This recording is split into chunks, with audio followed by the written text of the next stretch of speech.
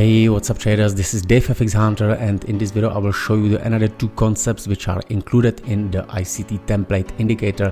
So it's basically central bank's dealers range, quite well known concept, and as well the Flout, which is less well known, but I would say that it's a quite maybe even the better one, right? So just to little bit explain what they are, right? So we have a CBDR, central bank dealers range, which start 4 p.m.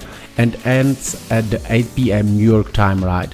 Then we have the Asia session starting and ending at the midnight, right?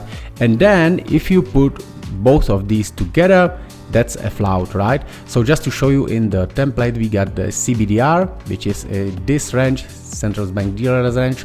Then, as I said, the Asia is starting. We got a Asia session in here, and then if we bring a Flout, it's basically both of them are together, right? Basically, what is happening in this range, in this time, there is basically the instruction for the input matching by the big banks, central banks, and all of these to the CLS algo. It's that algorithm which the ICT talks about, but he doesn't say that it's a CLS, but it is it, right? Anyway, so money is flowing in it. And then the next day, the CLS company, which is delivering the price and the liquidity to the markets, is doing that, right? So and they are doing it in the specific times. That's why the ICT always speaking about the importance of the time, right? So here is when the input matching and the final calls for their settlements are here, and then here this is starting, right? So that's why we are looking for the UDA swing after the New York midnight. All right, anyway, that was into this, and right now let me show you so what we got here. And so we got a CBDR, right?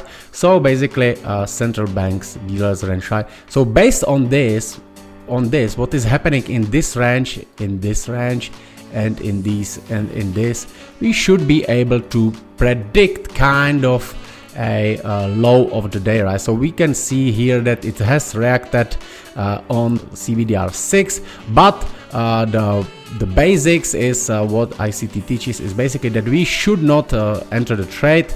Doesn't mean that we should not enter the trade if the at least two central banks dealing range been reached, right? So that's what this indicator is showing us in here, and we can use it for our trading as we want to. Then here is a second thing, Flout, which became my very big favorite recently. And what is this one showing in here? Right, the same thing. So we got a specific range, and from this range basically calculating the deviations, right, which is a half of these, and we got a 1.5, 2.5, 3.5, and right? All right, I'm going to the settings right now, so ICT template, and I'm going to the section number 7 where we got Float. We can change just the colors, right? And same thing for the central bank dealers range, right?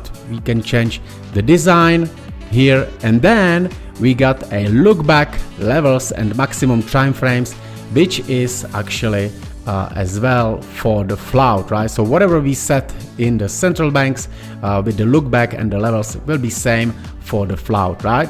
And then we got the separated levels for the each one. I mean the levels, the design for the each one, right? Maybe we will add these separate settings here as well, but I would say that if we use the same is basically good enough, right? So okay, and as well, one thing we can be detecting the CBDR levels from the candles close. So that means that it will be from the candles close, or if it is on false, as I have it right now, it will be from the candles highs and lows, right?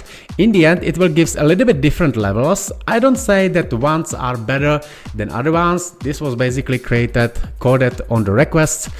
I personally prefer to use it as a default, as a false, right? So I'm going to set up, let's say 15 days look back, right?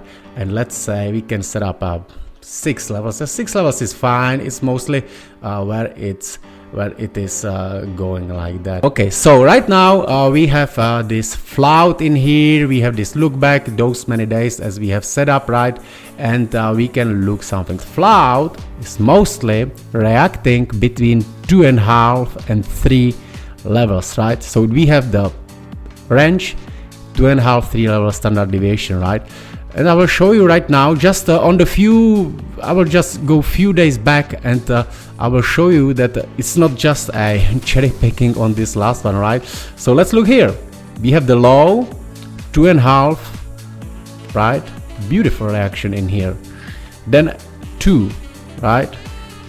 Then I don't have to go too much far. Still in here, 2.5, boom, down, 3. Right, here is nothing, here we have nothing, and here again 2, right? So between 2, 2.5 and 3, it's quite nice level for the reversals, right? I would say. So if we look, if we've been looking just few days back, so we got 1, 2, 3 beautiful entries. Here again another one, right here, and here was another one before non-farm payrolls, right? So if you mix it together with the fair value gaps or other things which are included in this indicator, you will get beautiful confluences of the PD arrays mixed with the Flout, and you can get amazing setups.